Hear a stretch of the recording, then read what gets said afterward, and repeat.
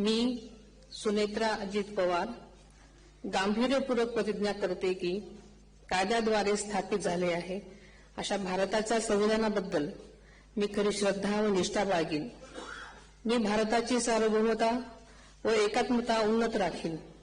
मी महाराष्ट्र राज्याची उपमुख्यमंत्री म्हणून माझी कामे निष्ठापूर्वक व सद्विवेक बुद्धीने पार पाडेन आणि संविधान व कायदा यानुसार सर्व तऱ्हेच्या लोकांना मी गांभीर्यपणे व निपक्षपातीपणे तसेच कोणाच्याही विषयी ममत्वभाव किंवा आकस न बाळगता न्याय वागणूक देईन.